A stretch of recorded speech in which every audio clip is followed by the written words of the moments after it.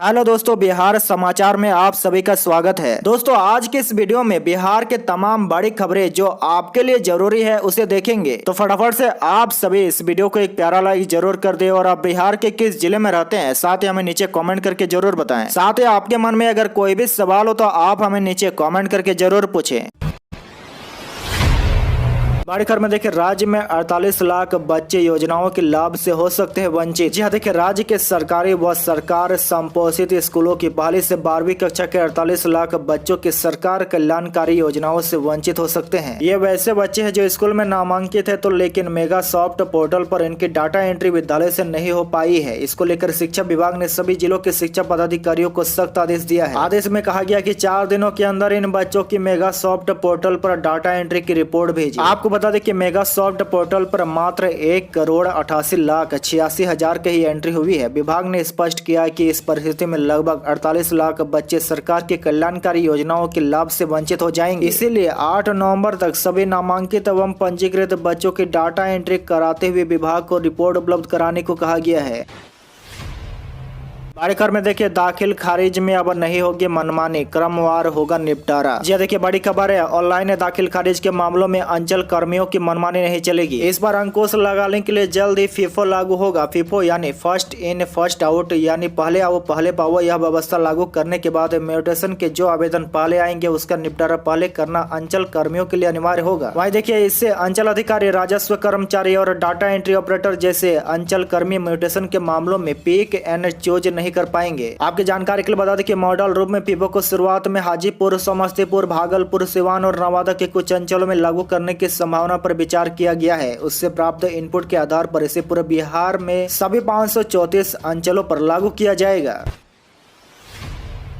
और में देखिए, बिहार में अचानक बढ़ी ठंड, पटना समेत अन्य जिलों में 2 डिग्री सेल्सियस तक गिरा न्यूनतम तापमान। जी हाँ, देखिए, बिहार में अचानक ठंड बढ़ गई है। राजधानी पटना समेत राज्य के अधिकतर हिस्सों में न्यूनतम तापमान तेजी से गिर गया है। पश्चिमी विक्षोभ का प्रभाव कम होते ही पूरे बिहार में मौसम साफ हुआ है। वहीं देखिए, साथ ही उत्तरी पछुआ हवा का प्रभाव बढ़ने से ठंड में बढ़ोतरी हुई है। मौसम विभाग के पूर्वानुमान के मुताबिक सप्ताह तक राज्य में ठंड का असर और बढ़ने के आसार है। वहीं देखिए, मौसम विज्ञान केंद्र पटना के मुताबिक पटना के न्यूनतम तापमान में 2.4 डिग्री सेल्सियस की गिरावट हुई है। वहीं देखिए, पिछले 24 घंटे में पटना का न्यूनतम तापमान 17.6 डिग्री सेल्सियस दर्ज किया गया। इस सीजन में पहली बार इस स्तर पर तापमान नीचे आया है। राज्य भर में गया सबसे कम तापमान दर्ज किया गया है। यहाँ न्यूनतम पारा 1.3 डिग्री की गिरावट के साथ ही 14.2 डिग्री सेल्सियस रिकॉर्ड किया गया।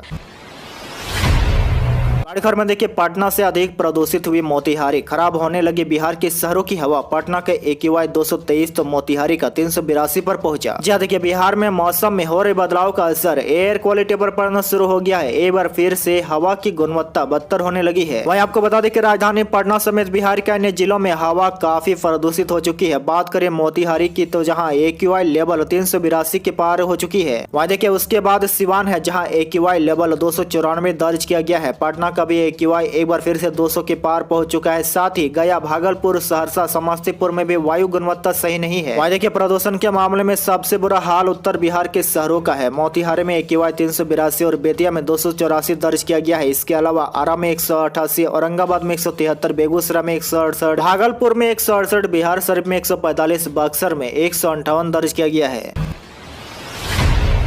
बड़ी खबर में देखिए, बिहार में सरसों तेल के साथ रिफाइंड के दाम बढ़े, घरेलू बजट पर पड़ेगा खासा असर। जी देखिए, खाद्य तेल मंडी में उबाल आ गया है। उम्मीद थी कि त्योहार की मांग पूरी करने के बाद भाव नीचे आएंगे, लेकिन इसके उल्टे सरसों तेल, सोया रिफाइंड और पाम रिफाइंड की कीमत बढ़ गई है। वहीं देखिए, सर्वाधिक तेजी पाम रिफाइंड में है। इसकी कीमत में 15 रुपए प्रति लीटर की तेजी आई है। अन्य खाद्य तेल 10 रुपए प्रति लीटर महंगे हुए हैं। इससे घरेलू बजट पर खासा असर पड़ेगा। आपको बता दें कि पहले सरसों तेल का भाव 150 से 175 रुपए लीटर था। यह बढ़कर 160 रुपए से 185 रुपए लीटर हो गया। वहीं सोया रिफाइंड का भाव 140 से 150 रुपए लीटर था, जो बढ़कर 150 से 160 रुपए लीटर हो गया है। वहीं पाम रिफाइंड का भाव ज्यादा बढ़ा है। इसका भाव 105 रुपए लीटर था, जो अब 120 रुपए लीटर हो गया है। इसकी कीमत 15 रुपए प्रति लीटर बढ़ी है। बड़ी खबर में देखिए, नीतीश कुमार का सोनपुर मेला को 17 वर्षों से इंतजार, इस बार तेजस्वी यादव करेंगे उद्घाटन। जी देखिए, नीतीश कुमार का सोनपुर मेला को 17 वर्षों से इंतजार है। पिछले 17 वर्षों में मुख्यमंत्री ने एक बार भी सोनपुर मेला का उद्घाटन नहीं किया है। मेले का उद्घाटन 8 नवंबर को किया जा रहा है। इस बार मेले का उद्घाटन उप मुख्यमंत्री तेजस्वी यादव करेंगे। वहीं देखिए इसके लिए पर्यटन विभाग के द्वारा लगभग सारी तैयारी पूरी की जा चुकी है। मुख्य पंडाल का निर्माण किया जा रहा है। इसके साथ ही थिएटर भी सजने लगे हैं। इसके साथ ही जानवरों का आना भी शुरू हो गया। इस बार मेले में पर्यटक को रिझाने के लिए कई तरह की विशेष व्यवस्था की गई है। इसमें पर्यटक के लिए स्विस कोटे से लेकर वाटर गेम तक शामिल है। वहीं देखिए सोनपुर मेले में इस बार कई बड़े गायक शामिल होंगे। इसमें शब्बीर कुमार, सलमान अली, पूर्णिमा श्रेष्ठ और मैथिली ठाकुर भी शामिल होगी।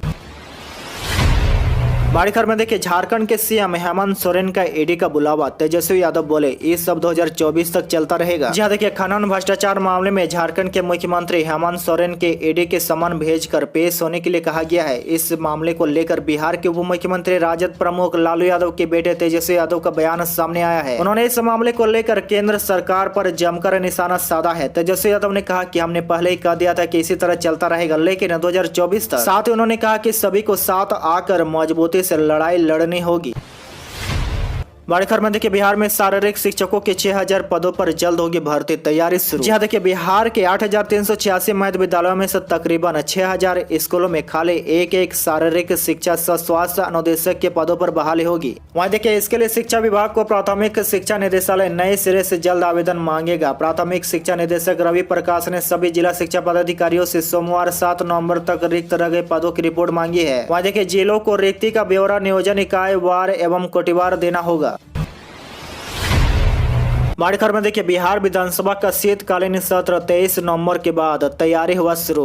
जी देखिए बिहार विधानसभा का शीतकालीन सत्र इस महीने के चौथे सप्ताह में आहूत होने के आसार है। हालांकि राज्यपाल की सहमति से राज्य सरकार सत्र की तारीखों पर फैसला लेगी, मगर बिहार विधानसभा सचिवालय ने 23 नवंबर के बाद से संभावित शीतकालीन सत्र को लेकर तैयारी शुरू कर दी है। विधानसभा अध्यक्ष अवध बिहारी चौधरी की अध्यक्षता में गुरुवार को उनके कार्यालय कक्ष में भवन निर्माण के पदाधिकारियों के साथ शीतकालीन सत्र की तैयारी एवं अन्य कई मुद्दों पर एक उच्च स्तरीय बैठक आयोजित हुई।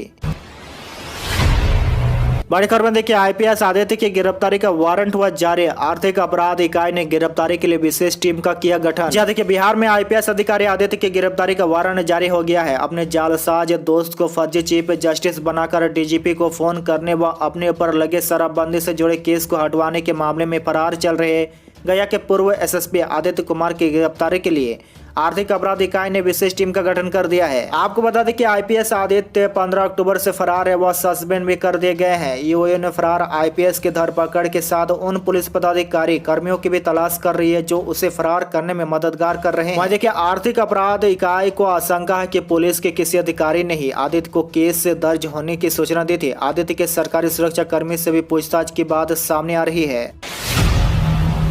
बिहार में देखिए बिहार में 10 नवंबर के बाद सताएगी सर्दी। पछुआ हवा के कारण दिन शुष्क, रात में हो रही है ठंड। बदलते मौसम में प्रदूषित हुई हवा। जी देखिए नवंबर का महीना शुरू होने के साथ ही बिहार में मौसम तेजी से बदल रहा है। बिहार में इस महीने से कड़ाके की ठंड का दौर शुरू होने वाला है। नवंबर महीने के दूसरे सप्ताह से राजधानी पटना समेत राज्य भर में न्यूनतम तापमान में गिरावट दर्ज की जा सकती है। वहीं देखिए मौसम विभाग के माने तो राज्य भर में पछुआ हवा का प्रभाव है। इसी बीच हवा की गति 6 से 8 किलोमीटर प्रति घंटा कम होने के कारण फिलहाल तापमान में कोई खास गिरावट दर्ज नहीं की जा रही है। वहीं देखिए मौसम विभाग के माने तो राज्य भर में यानी कि नवंबर के दूसरे हफ्ते में ठंड दस्तक दे सकती है। साथ ही मौसम विभाग के मुताबिक बंगाल की खाड़ी में सक्रिय चक्रवाती हवा का प्रभाव और निम्न हवा के दबाव की वजह से केरल, आंध्र प्रदेश, कर्नाटक, तमिलनाडु, महाराष्ट्र के साथ ही जम्मू कश्मीर और उत्तराखंड में हल्की बारिश होने के आसार है। इसके साथ ही 6 और 7 नवंबर को देश में 2 पश्चिमी विक्षोभ सक्रिय होगा। इससे जम्मू कश्मीर, हिमाचल प्रदेश और उत्तराखंड में बर्फबारी के आसार है। इससे बर्फीली ठंडी हवाएं दिल्ली, उत्तर प्रदेश होते हुए बिहार में प्रवेश करेगी। इसका प्रभाव से बिहार में 10 नवंबर के बाद रात के साथ दिन में भी तापमान में गिरावट होने के आसार है।